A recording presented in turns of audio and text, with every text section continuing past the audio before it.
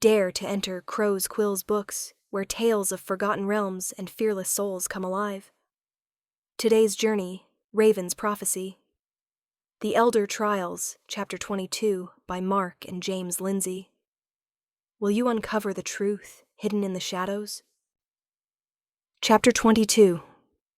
It had been less than an hour since she last saw Enoch, when he came for her again. This time he was flanked by one of Lord Asulf's soldiers. They were there to escort her to where the final trial was to be held.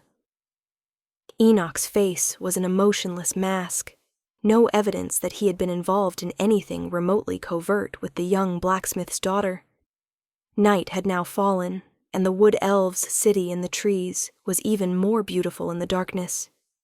Hundreds of red filtered lights could be seen peppered through the night, the glow from the homes and families that were residing within the dwellings bathing the community in a warm, rich blanket.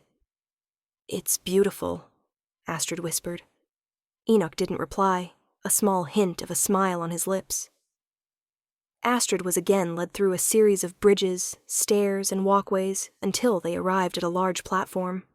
Waiting were Queen Sable, her advisor, the Thorn Trinity, Valen, Asulf's soldiers, Enoch's men, and the other 5 competitors of the Elder Trials. "So, I'm the last to arrive," Astrid whispered, walking up the final steps towards the platform and taking her place next to Magnus, who was looking pale. She wondered if his complexion had anything to do with his twisted ankle, or just being anxious. Surrounding the platform on each corner were 4 tall torches, red flames rippling in the light breeze. Astrid noted the hue was exactly the same as the glow from the homes they had passed on the way here. It wasn't natural. The red flames held mystical properties that gave the gathering a rather ominous feeling. Beyond the glow of the flames was the darkest night Astrid had ever seen. Even more so than Nightshade Forest, Astrid shivered. Queen Sable was looking as beautiful and regal as she had when they had first met her. Now dressed in a silver dress that flowed down to her feet, Astrid couldn't even begin to imagine what it was made from. It appeared to shimmer and reflect the flames around her, giving her audience the appearance the queen was a divine elemental. No one spoke as she stepped forward to address the small group. "We have organized this arena within the guidelines that you have requested. A course that would challenge your young adults, present obstacles, and incur an amount of danger that would bring out the best in them. I hope what is presented is suitable for the task," Queen Sable said. "You have exceeded our expectations," Lord Rag said. Speaking on behalf of the other lords, he bowed deeply. Astrid and her fellow competitors glanced around at the platform on which they now stood. Their expressions all indicated the same thing, and that was one of disappointment. Queen Sable saw this and smiled wide. "Oh no, this is not where your final trial will take place. This is." And with that she nodded to Enoch, who moved towards the closest torch and lit the end of a notched arrow on the ethereal red flames, the tip now burnt bright with the same mystical fire. Looking off into the distance, he fired it into the bleak darkness. It arched high, then began its descent, but instead of continuing down, it struck something and simply stopped, mid-air, the flames still burning. Then it erupted, the flame growing larger. Then, without warning, it shot out in 4 separate directions. In its wake, it left a burning red line. "Whoa!" the 6 teenagers reacted in unison as they watched in disbelief as the trail of red magical flames started to draw a huge picture in the pitch black. The flames were now slowly revealing the resting place of their final challenge. It was an obstacle course of sorts. Narrow platforms, rope swings, pontoons, wide rope nets, and other various constructs that would lead the 6 participants to the prize at the end. A bow made of gold and silver. Astrid didn't know how they had built this. The course seemed to be hanging in mid-air. Red mystical fire now ran the entire edge of the arena, and the sight was simply jaw-dropping. The queen seemed more than happy with her visitors' reactions. "I see by your expressions that I have your full attention. The aim of this test is quite simple. Take one of the many paths in and complete the course. The first one to the finish line must use the bow, light the arrow, and fire it off into the sky. That person will be named the victor. This is also a trial by combat, so in going with the tradition of your elder trials, you will each be armed with these, Queen Sable said, and gestured to Enoch, who, with his warriors, presented the 6 with their own sword and sheath. Carved expertly from hard timber, they looked exactly like the real thing, only without a keen edge that could maim or cause serious injury. You may use your swords in any way that might slow down or remove a rival from the field of combat, Queen Sable instructed. Erik smiled as he tested his sword, cutting it through the air. It whistled. It may also prove useful against other foes, Queen Sable added. This drew confused looks from the competitors. If you have any questions, now would be the time to ask them. Bodaway, the Queen's advisor, spoke up in a deep, resonant voice. Again, his eyes seemed to be locked squarely on Astrid. The course is up fairly high, and some of the obstacles look... what if one of us should slip? Mist asked, unsure of how to word her meaning, afraid of the answer. There are many hazards within the course. If you should slip from the course, you will be eliminated from the trial, Queen Sable declared. The competitors gasped, and before anyone could speak, she silenced them with a wave of her hands. You will be eliminated from the trials. This, however, does not mean death. If anyone should fall, beneath the course there is a vast net, its sole purpose to catch those that slip or tumble. Once a victor is determined, those caught in the ropes will be retrieved. There were a few sighs of relief at this revelation. Den was the next to raise his hand, a blush creeping up his neck, obvious to all, his awkwardness at having to address royalty. Your Highness, the start of the course is off in the darkness. How do we get there? Den asked. Queen Sable looked towards her advisor, who nodded, then stepped forward. Gesturing with both hands, then casting a contemptuous glance towards Valen, he whispered lightly, and pushed. There was a displacement of air that shuddered and moved towards one of Lord Asolf's soldiers. Barely able to even comprehend what was occurring, the soldier was suddenly lifted from his feet. The soldier was completely unprepared for what was happening. Despite his rigid training, the man let out a small cry of protest, waving his arms in the air as he tried in vain to maintain some semblance of balance, and failed utterly as he was completely within the power of Bodaway, who made small movements with his hands. This resulted in the soldier gliding back and forth through the air, eventually coming to rest at his original position. Relief flooding the man's face as he regained his stoic composure. He's a sorcerer, Magnus said in awe. Actually, I'm a druid, Bodaway replied, taking measure of the young teenager. Magnus seemed to shrink under the wild elf's gaze. I'm sorry. I meant no disrespect, Magnus stammered. None taken. From the untrained, those that practice the arts, may all appear the same. But I assure you, we're not, Bodaway said. This time his gaze fell on Valen. The sorcerer from Greytree either didn't catch his meaning, or didn't care. Either way, he seemed unprovoked. So, to answer your question, your placement and retrieval lies solely in my hands, Bodaway added. This seemed to satisfy his question. So, without further... The Queen fell silent as one last hand was raised. This time it belonged to Astrid. Her brow was knotted, as if something was troubling her. Yes, Astrid, isn't it? Queen Sable asked. The blacksmith's daughter nodded. Yes, ma'am, I have a query, but I'm not sure if this has anything to do with the trial, Astrid asked. Well, we won't know unless you ask, the Queen replied. Astrid took a moment to carefully think of her response. When you mentioned that the use of the wooden swords might prove useful against other foes, will there be another threat that we aren't aware of? And if so, does it have anything to do with the magical red flames that we can all see now? Astrid asked. There was no response from the Queen, initially. Then her smile broadened. I was hoping someone would ask, Queen Sable pleased. If you hadn't already noticed on the way here, every light and flame that is lit, once the sun goes down, has been carefully selected. Trial and error over the years has taught us how to be safe from the perils that come at night, Bodaway said, and held out his hand, palm up.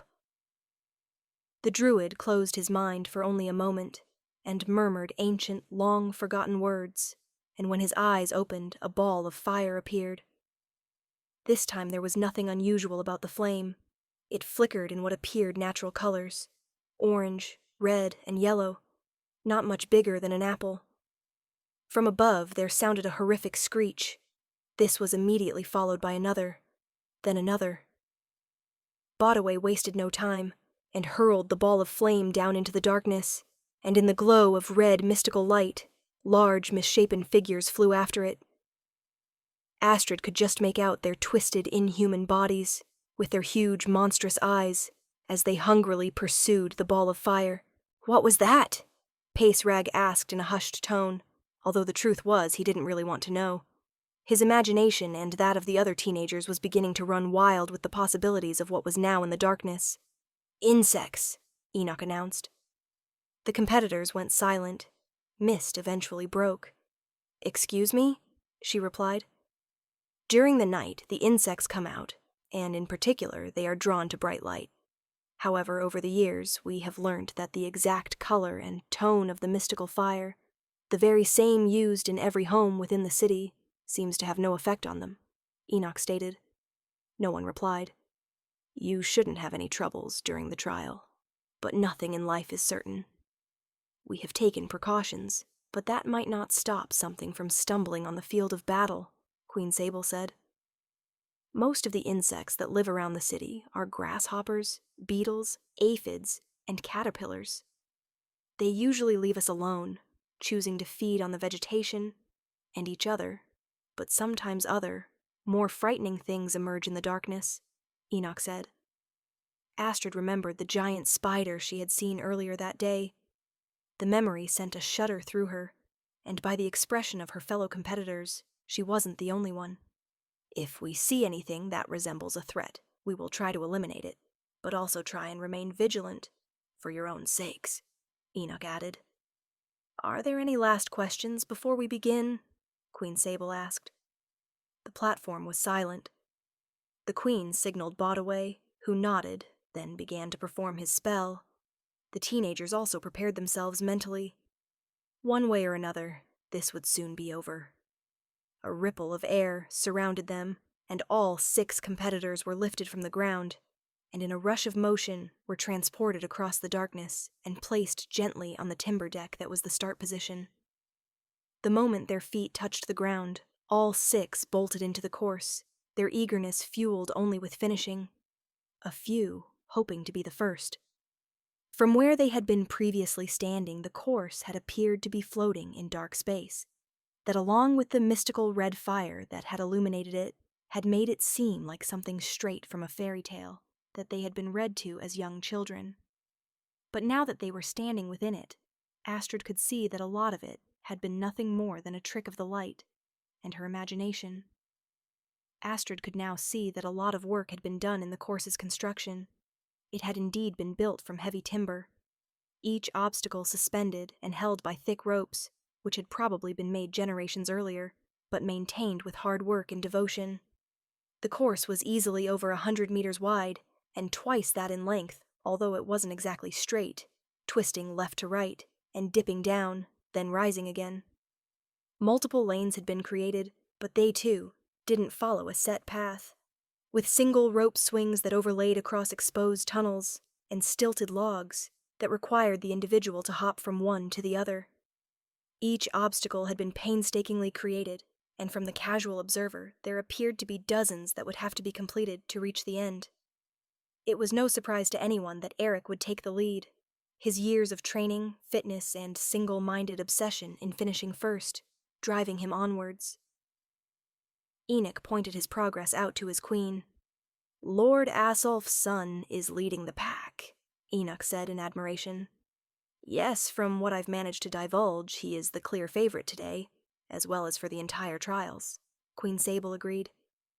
Not far behind him were Den Badger and Pace Raga, their fear of what lurked in the darkness propelling them faster than what they would normally find capable. Mist was struggling to gain ground. She had reached a point that looked like a wide vertical spiderweb, made completely from taut interconnecting rope. There didn't appear that there was a way through, so Mist's plan was to climb over the top. Not an easy feat considering it stood nearly 15 feet tall. There was a light breeze rustling through the trees, but already the Osborne girl was covered in a thick sheen of sweat. Reaching up with one hand, she had to balance herself on her toes to enable her to reach the rope. A screech from some inhuman creature resounded from the black. She turned in its direction, and in that split second her concentration was lost, and so too her ability to grab the rope. Mist toppled back, her attempt to cling to any rope failing. She bounced off the ropes, eventually becoming wedged near the bottom of the obstacle, upside down and completely disorientated. Magnus jumped from one stepping mark to the next, the ends of long length of tree trunk, no more than a foot wide, shot up from the ground. They were scattered randomly, some easy to step to, others requiring the small teenager to jump with everything he had, and every time he landed they swayed back and forth, this making it near impossible to keep his footing. He had just landed, taking time to pause. He scanned his immediate area, attempting to locate Astrid through the chaos of the trial, eventually locating her. The blacksmith's daughter had shimmied up a narrow pole and was now navigating across a patch of area that required her to pass hand over hand along a space that held no room for her legs. Magnus watched tensely as she paused, clearly trying to retain strength to cross. Astrid shook her head in an attempt to clear her thoughts. Gritting her teeth, she pressed on. "Good for you," Magnus whispered, then realized he had his own problems. He pushed on. Erik still held a good lead. He had just finished scaling a vertical wall made of ropes that he had to traverse lengthways, and at its end there was a large gap, then a horizontal beam that was nearly 3 feet wide and 20 feet across. It was held in place by rope on either side that disappeared up into the darkness above. Erik looked back and could see that Den had fallen behind, but pace was beginning to catch him. He cursed under his breath. He knew if he was to have any chance of jumping the distance between the rope wall and horizontal beam, he would need plenty of height. Wasting no time, Erik climbed an extra 6 feet, then steadied himself. If he misjudged the distance, all would be lost, and he would be eliminated. Pace could see what he was trying to do, and as he continued to catch the larger boy, he yelled out anything he could think of, in the hopes that the noise would break the concentration of Lord Asolf's son. "I'll make sure you get yours," Erik growled under his breath, as he ignored Pace, and leapt towards the timber beam.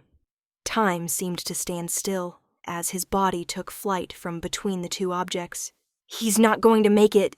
Lord Raga screamed in excitement from the safety of the podium, and indeed it seemed to be the case, as Erik started to descend short of his target. Then, at the very last second, his fingers caught a hold of the beam, and he held on tight for all he was worth. Much to his surprise, the ropes that had been holding the beam snapped, and the beam swung like a giant pendulum towards the next obstacle, falling short by several feet. It kept moving back to and fro between the two adjacent obstacles, and much to everyone's surprise, Erik not only held on, but managed to pull himself up, now riding the top of the beam like a horseman. Pace Raga's face went from triumph to horror, as he realized that not only was Erik still in the race, but he was now going to have to try and leap the distance of the rope wall to the horizontal beam. Only this time, the beam was now moving. He would have to time it perfectly, not to mention the fact that, while he had stopped to yell abuse at Erik, Den Badger had started to gain on him. Mist was now easily in last place. Her fall from the top of the rope like spiderweb had seen her stuck and disorientated. It was only her fear of what lay in the darkness below that had seen the Osborne girl not entirely give up.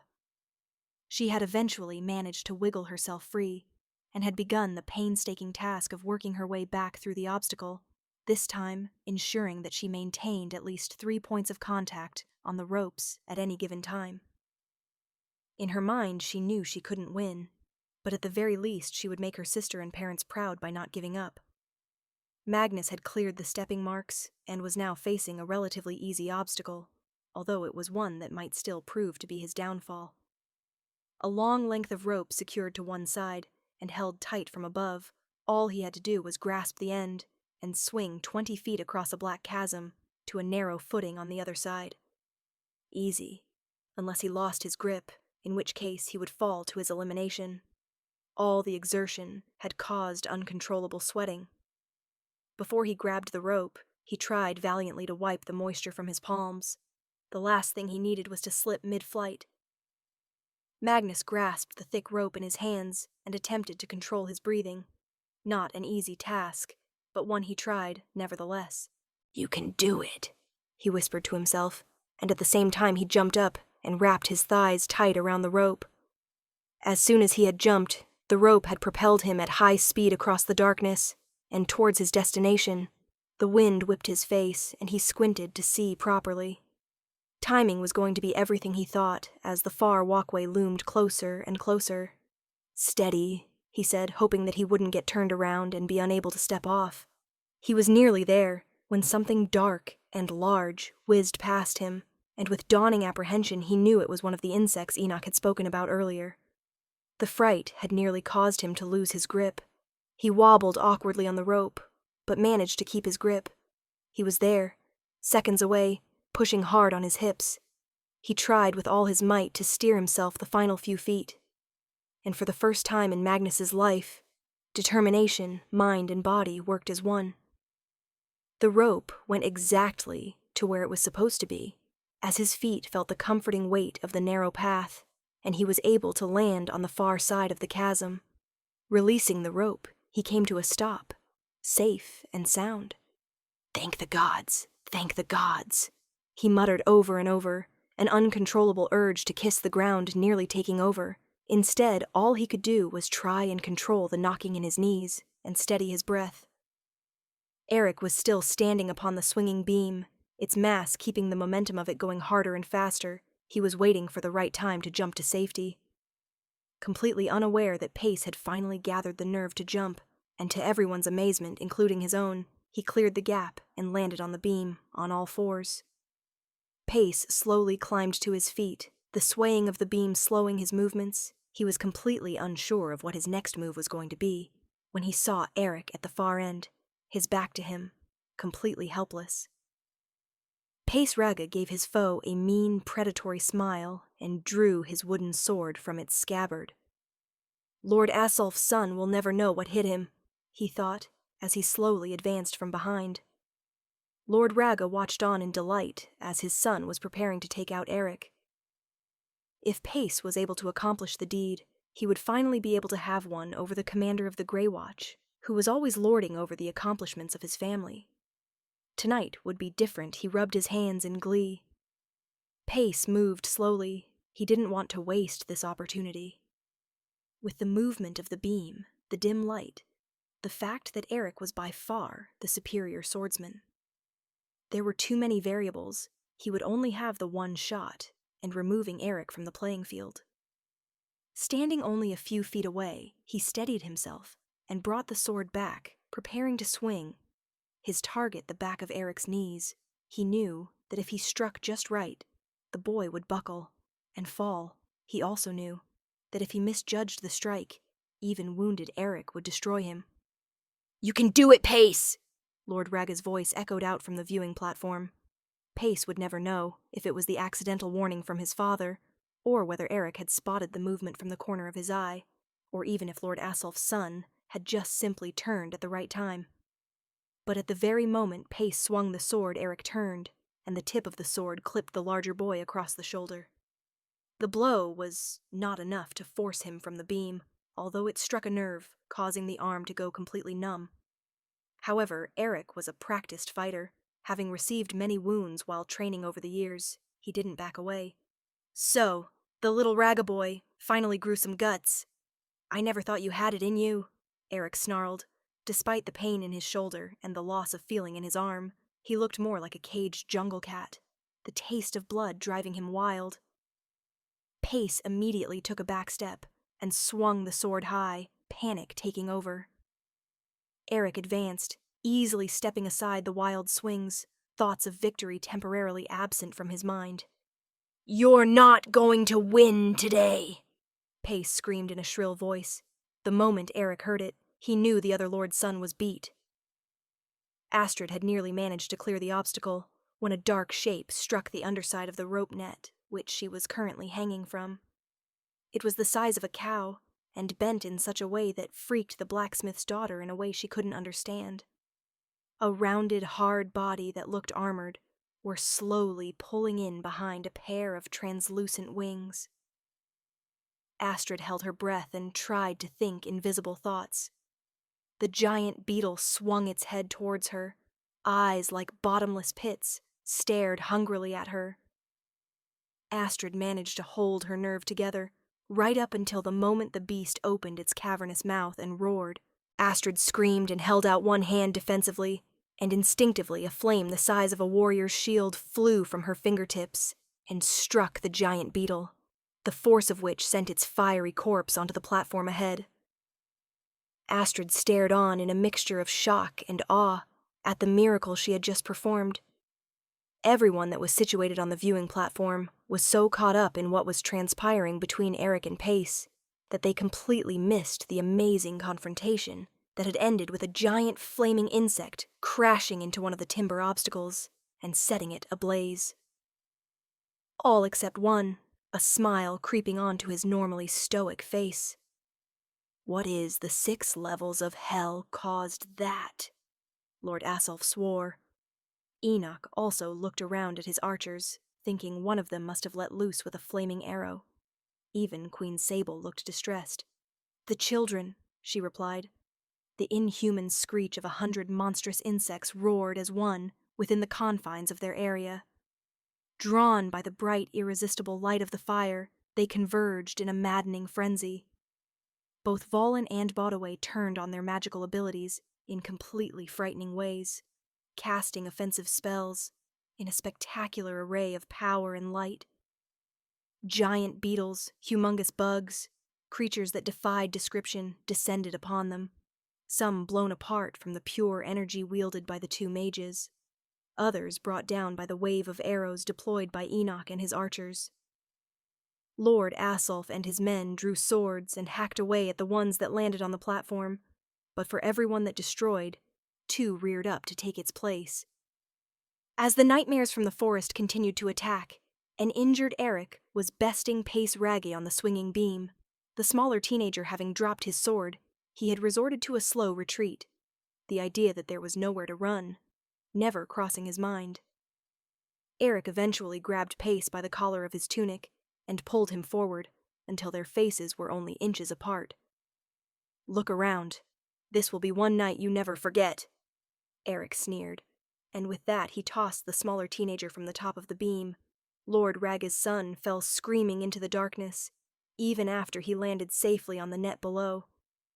With his foe vanquished, Erik looked around at the carnage taking place. Fire, death, destruction. And he liked what he saw. As Erik wielded his sword, Lord Asulf watched as his son leapt from the now burning beam and onto the final walkway of the obstacle course, and slowly strolled up to the gleaming gold bow and arrows. Then, as if he didn't have a care in the world, he notched the arrow, and with a roar of triumph, fired it into the air. Everyone was too busy fighting for their life to notice Erik winning the final trial. The fireball that Astrid had accidentally created was now a raging inferno. The obstacle course was now a roaring fire.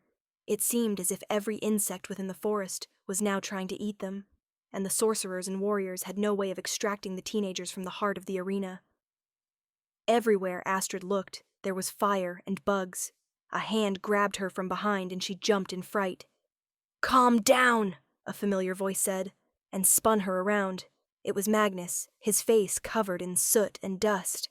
She was so relieved that she wrapped both arms around him. "I'm so glad to see you," Astrid replied. "We have to get out of here fast," Magnus said, but there was so much going on they didn't know how, or even where to start. Then inspiration struck. "They're attracted to the bright light," Astrid said. Yeah, I know, but I have no idea how we're going to put out all this fire, Magnus said, confused. That's crazy. We'll have no chance doing that, Astrid said. Then what? Magnus asked. We create something even brighter, Astrid said, determined. And before Magnus could ask another question, the blacksmith's daughter reached into one of her inner pockets and produced the crystal she had used in the storage hut. The moment it reached the darkness, it flared into a blinding nova of light, and in that one instance, every insect within a mile radius turned its attentions to Astrid and her mystical crystal. They dived for Astrid, their combined roar deafening. Here goes nothing, Astrid yelled, and as the giant insects rampaged towards her, she held the crystal aloft, and at the last minute tossed it into the dark depths beyond the arena, Magnus pulling her to the ground, the bugs sailing past overhead. Queen Sable and the Thorn Trinity watched on in amazement as the giant insects flew, jumped, and crawled into the black abyss, away from the arena, chasing the crystal that Astrid had thrown. We need to get them out. Now, Queen Sable ordered. Botaway reacted immediately, and with the help of Volin, they were able to use their combined magic to whisk the competitors and everyone on the viewing platform to safety.